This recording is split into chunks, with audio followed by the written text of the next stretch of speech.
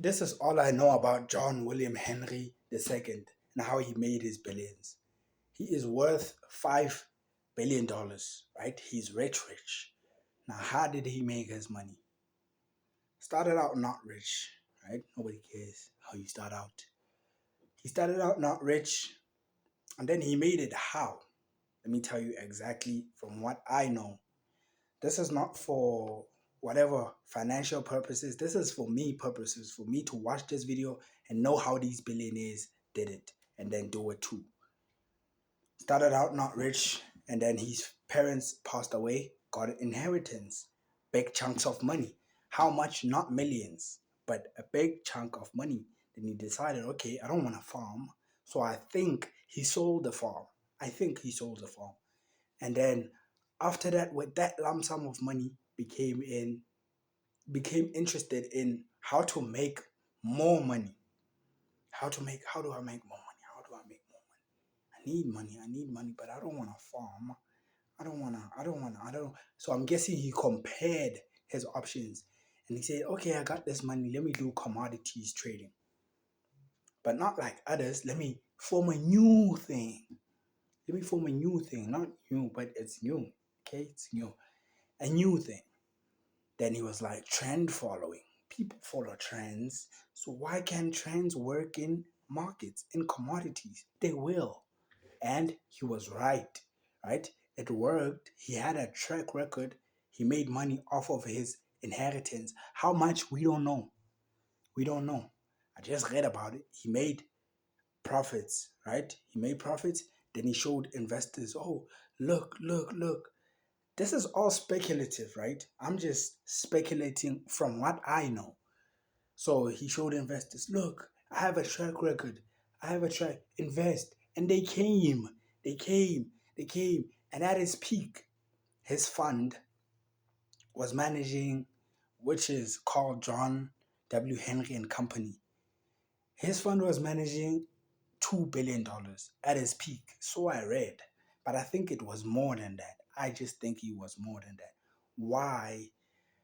Because after his fund was a success, right? His fund was a success following the trend following system. And I think he made around about 250% return a year in 1 year. So that's a lot. That's a lot. That's a lot. And I thought the 66% return from Jim Simmons was the biggest one. But I'm digressing here.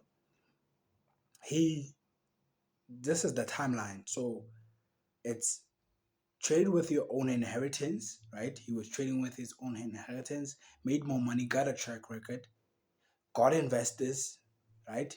Now the fund has a lot of capital. Trade with that capital for years, trade with that, and then make money, make money, make money. And then he decided, let me pivot, let me buy a sports team, right? Let me buy a sports team, started out with smaller teams, but not so small, like small, and then eventually bought Liverpool. Eventually, he bought Liverpool.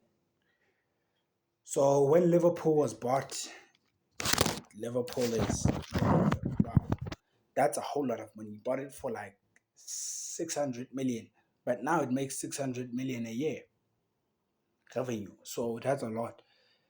And then started expanding. He even bought the Boston Globe, which is a big news company, and other endeavors that he's involved in. So he diversified. That is that. That is the end of the story right there. End of it. End of it. So it's inheritance that he got, and then it's what else? Inheritance, trade with that inheritance, build a track record, then pitch investors, do a hedge fund, diversify. Four, four things, four things. Inheritance, starting capital, right? Inheritance, build track record, get investors with that track record, do a hedge fund, and then diversify the money that you get from that hedge fund because it's not gonna go well for let me not say it's not gonna go well for a long time, but for him it didn't. He started out losing money and he closed the fund in like 2012. He closed the fund in like 2012.